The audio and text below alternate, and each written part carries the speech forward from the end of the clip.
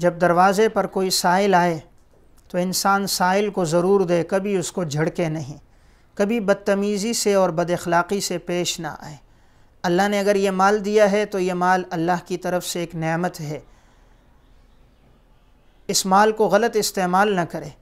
اللہ تعالیٰ انسان کو آزماتا ہے، کسی کو مال دے کر آزماتا ہے اور کسی کو اللہ غربت میں رکھ کر آزماتا ہے۔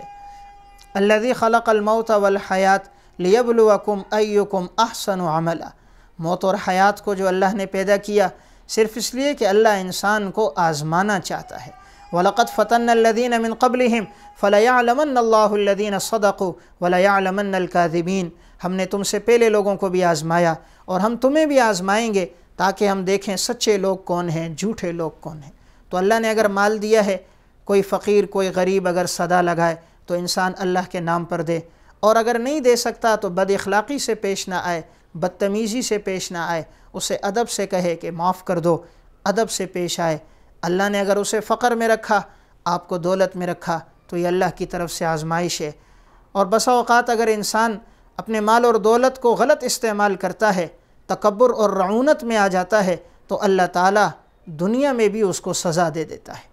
علامہ شہاب الدین رحمہ اللہ کی ایک کتاب ہے المستطرف فی کل فن مستطرف، اس میں انہوں نے ایک واقعہ ذکر کیا کہ ایک خاتون کہتی ہیں کہ میرا شوہر بہت مالدار تھا، اللہ نے اس کو خوب مال اور دولت عطا کیا تھا۔ ایک دفعہ میں اور میرا شوہر بیٹھے کھانا کھا رہے تھے، سامنے بھنی ہوئی مرغی تھی، اللہ کی مزید نعمتیں بھی ہمارے سامنے تھیں۔ کھانا کھانے کے دوران دروازے پر ایک فقیر نے صدا لگائی کہ مجھے اللہ کے نام پر دے دو، تو میرے شوہر کو بہت غصہ آیا کہ اس نے ہمیں کھانے کے دوران کیوں تنگ کیا، اسے معلوم نہیں کہ ہم کھانا کھا رہے تھے۔ تو وہ غصے میں باہر نکلا اور اس فقیر کو مارا، اور مارتے ہوئے گلی سے نکالا کہ دوبارہ آ کر یہاں دستک نہ دینا اور یہاں آ کر صدا نہ لگانا۔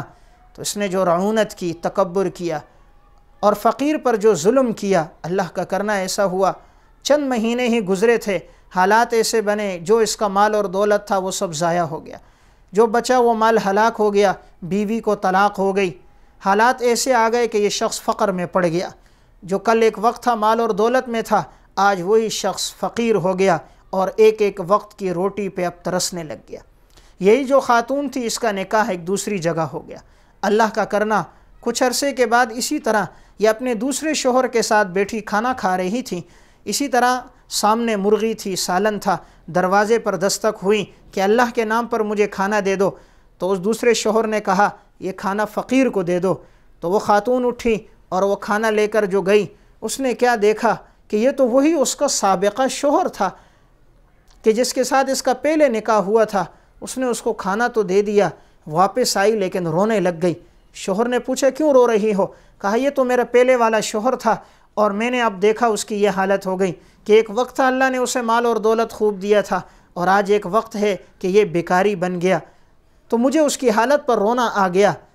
تو پھر اس خاتون نے کہا ایک وقت ایسا تھا کہ ہم بھی اس طرح کھانا کھا رہے تھے، دروازے پر ایک دستک لگی تھی اور ایک فقیر آیا تھا، تو میرے شوہر نے اس فقیر کو مار کے گلی سے نکالا تھا۔ تو اس شخص نے کہا وہ جس کو مار کے گلی سے نکالا گیا تھا وہ شخص میں ہی تو تھا۔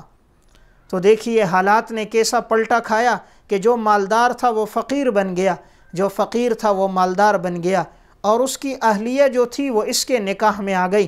حالات ایسے بدل گئے، یہی شخص جو کل بیکاری تھا آج اللہ نے اس کو دولت دے دی، اور جس نے فقیر کو دھکے دیے تھے آج اسی فقیر کے کہنے پر اس کی بیوی نے اس کو وہ کھانا دیا۔ تو اس لیے انسان کبھی کسی فقیر کو جھڑکے نہیں، اللہ نے دیا ہے جو اللہ کے نام پر مانگے تو اس کو دے دے۔